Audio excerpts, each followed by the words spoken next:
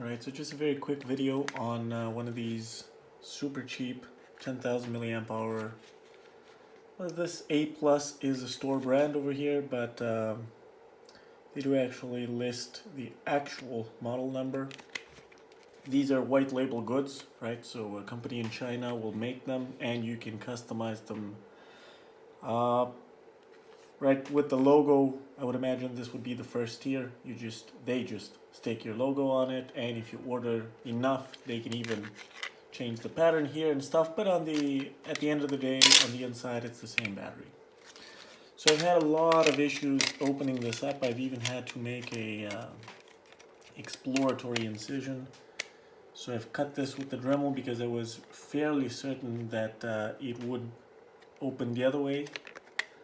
But yeah, this was a pain in the ass to open. If you guys wanna or need to attempt opening yours, this is how the tabs are laid out.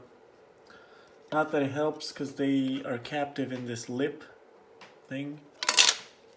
But anyway, so the cell looks very decent, super thick, super big. And the problem this had is the battery plus terminal was completely detached. Right, so this had happened from vibrations and overall poor welding. Was quite a pain in the ass to get some solder onto everything, get this to work. But yeah, and as you can see, I didn't go all the way because really don't want to put a lot of strain on the plastics here, keeping everything isolated.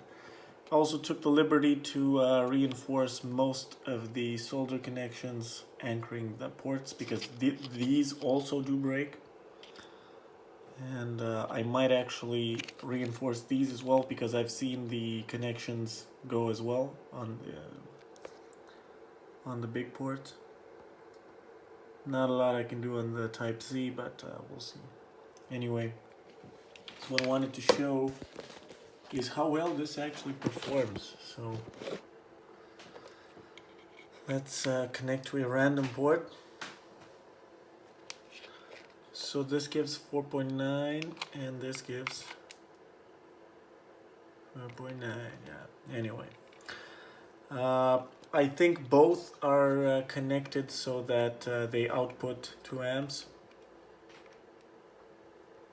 With this said, let's actually go slow at first, and let's remove the cursors, get a trigger, one more time. Okay, so this is on 100 millivolts per division, and we're seeing about a 120 millivolt ripple. If we turn it off, right, turn the load off, 0 amps, we get just about 60, 50. Okay, go to 500 milliamps, 160, so tiny bit more, right? But 1 amp, excluding the spikes, it's doing the spikes now. Okay, it didn't used to do that. What are these? Okay, so it stopped that weird oscillation.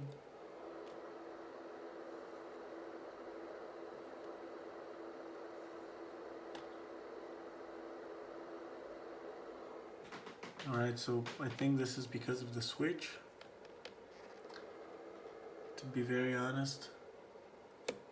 And this LED here is not super happy and is affecting my readings. So let me quickly remove it.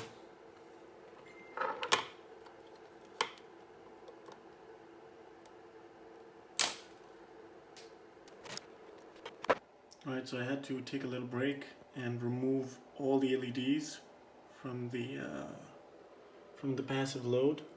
This is technically done for 5 volts, made for 5 volts, and I have used it with power delivery and quick charge, so up to 20 volts. These LEDs have seen gross over voltages, and some have failed in more of a short circuit type manner, as you can see from the black spots over there, and they were creating tiny arcs and introducing non-linearities in the measurement, right? So I'm measuring the noise with a passive load precisely to avoid shit like this. So if you can quickly, I'll quickly put up the video of how it was misbehaving. 1 amp, excluding the spikes. It's doing the spikes now. Okay, it didn't used to do that. What are these? And so this is why I removed the LEDs, and now we should get more accurate readings. So let's first of all go over the zero load situation, so nothing extremely special. So just some tiny spikes, but overall quite clean. And let's turn on 250 milliamps. Okay.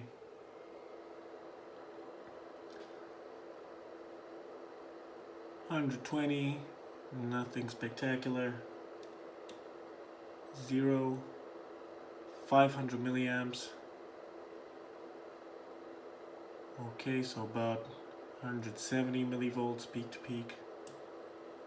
1 amp. 1 amp, very clean. Almost 100. 2.15 amps. Let's wiggle this back into place.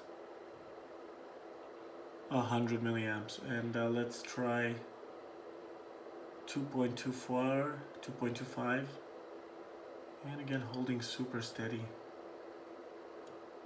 and that's the most it can handle.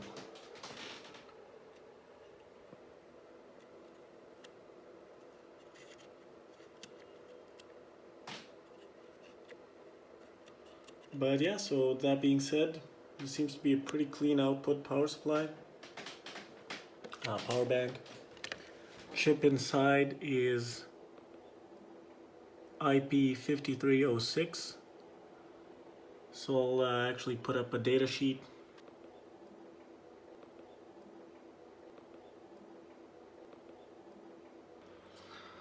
But yeah, definitely do not throw these away if they start misbehaving. And oh yeah, by the way, the symptom that you'll notice when one of these tabs comes loose is you put it into charge and it very quickly charges up all the bars and then maybe blinks the last one, but like very quickly charges up from 0 and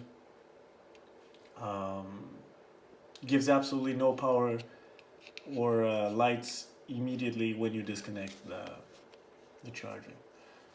Alright, so yeah, that's been it. Have a good one.